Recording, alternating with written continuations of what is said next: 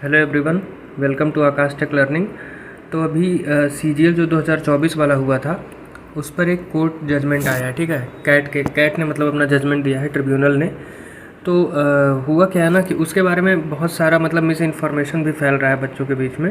तो मैंने सोचा इस पर एक वीडियो बना दिया जाए जिसमें क्लैरिफाई कर दूं कि एग्जैक्टली हुआ क्या है। ठीक है, नौकरी खतरे में है या फिर नहीं है, किसकी खतरे में है, रिज़ल्ट रिवाइज़ हुआ उसमें क्या चीज़ रिवाइज़ हो रहा है, ये चीज़ें मैं सोचा आपको इन्फॉर्म कर देता हूँ।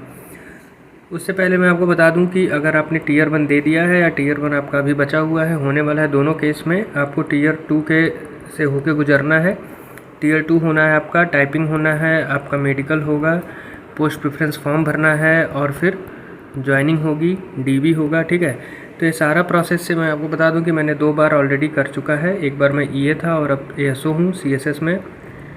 तो आप मेरे से टेलीग्राम पर कनेक्ट हो सकते हो। ऑलरेडी बहुत सारे बच्चे इसका फ़ायदा उठा रहे हैं। मैंने सब कुछ फ्री ऑफ कॉस्ट अपने टेलीग्राम चैनल पे मेंटोर कर रहा हूँ कि अगर आपको टीयर 2 को लेके कोई भी प्रॉब्लम है, कोई भी इशू है, किसी भी पार्ट में अगर आप लैग कर रहे हो तो आप डायरेक्टली मेरे से टेलीग्राम पे क्वेश्चंस पूछ सकते हो, अपने डाउट्स को मतलब पूछ सकते हो, आप सजेशन ले सकते हो कि आपको क्या करना चाहिए, किस पार्ट में आपको इम्प्रूव करने की ज़रूरत है और कैसे आप अपना स्कोर और बूस्ट कर सकते हो। क्योंकि सारा का सारा खेल इस बार टीयर 2 में स्कोर का होने वाला है, चाहे एसएससी सिंगल शिफ्ट में करवाए चाहे मल्टीपल शिफ्ट में करवाए, नॉर्मलाइजेशन हो चाहे ना हो, जो जितना ज़्यादा स्कोर कर लेगा उसका उतना ज़्यादा चांस रहेगा।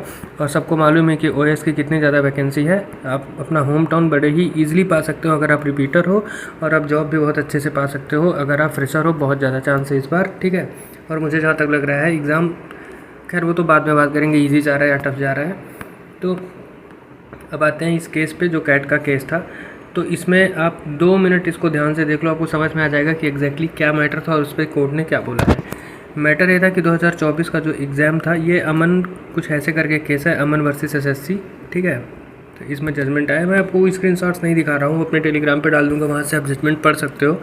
एग्जैक्टली इसका समरी क्या है वो मैं बताता हूँ। देखो क्या था कि जो 2024 वाला सीजीएल का एग्ज़ाम था, अगर आपको याद हो या आपने दिया हो, तो 18 जनवरी और 19 जनवरी 2 दिन में ये एग्ज़ाम हुआ था।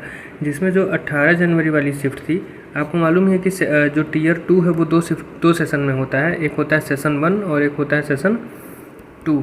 तो सेशन 1 होता है जो हमारा एग्ज़ाम होता है मेन, ठीक है, जो हमें सॉल्व करना होता है, और सेशन 2 होता है हमारा जो टाइपिंग होता है।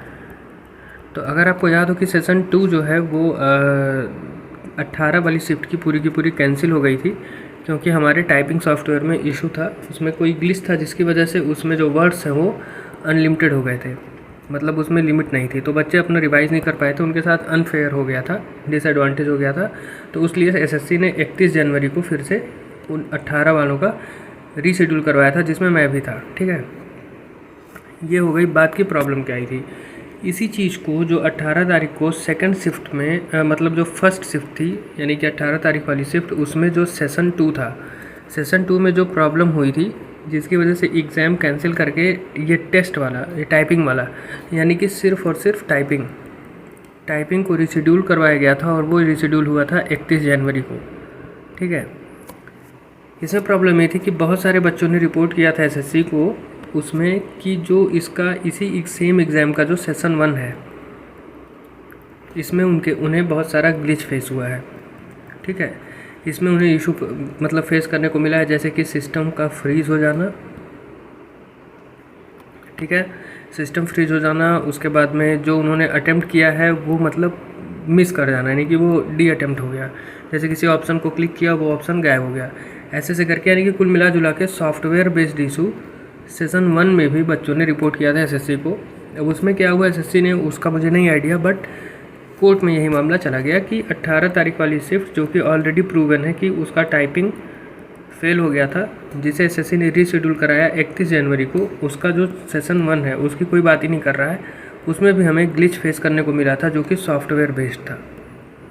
तो इन बच्चों ने कैट में अपना सारा पॉइंट रखा कि उसके बाद में पूरी बहस हुई, तो फाइनली मतलब कोर्ट ने बोला है, कैट ने जजमेंट इस पर क्या दिया है कि उसने एसएससी को 2 चीज़ें बोला है। ऐसे एक तो एसएससी को मतलब बोला है कि आपका जो नॉर्मलाइजेशन सिस्टम है, ठीक, उसे अपना इम्प्रूव करिए, या तो नॉर्मलाइजेशन का फार्मूला ही चेंज करके उसे उसका ओवरहॉल कर दीजिए, जिससे बच्चों का उससे भला हो सके, उससे लाभ हो सके। एक तो एसएससी ने ये किया है, एसएससी को बोला है कैट ने, और दूसरी चीज़ बोला है कि जो रिज़ल्ट है वो मतलब इन्हें भी एडवांटेज मिलना चाहिए जिनके साथ डिसएडवांटेज हुआ है, यानी कि इन्हें भी आप इनको मतलब इनका फ़ायदा मिलना चाहिए, जो भी इनके साथ नुकसान हुआ है, जो भी इनका लॉस हुआ है। यानी कि डायरेक्टली समझो कि रिज़ल्ट रिवाइज़ करने को बोला है, ठीक है। बट रिज़ल्ट रिवाइज़ क्या, रिज़ल्ट रिवाइज़ बोला है कि इन्हें ही जो 6 लोग एप्लीकेंट थे, ठीक, इन्हें ही अगर कुछ मिल सकता है तो एसएससी ने कोर्ट ने बोला है कि इन्हें आप कंसीडर करो, और ये सिर्फ़ और सिर्फ इन 6 लोगों के लिए बोला है, इसका इम्पैक्ट बाकी के पूरे रिज़ल्ट पर नहीं है। बाकी आप मेरा टेलीग्राम चैनल, मुझे लगता है आपको ज़रूर ज्वाइन करना चाहिए, यू शुड ज्वाइन। मिलते हैं किसी अगली वीडियो में, तब तक के लिए थैंक यू।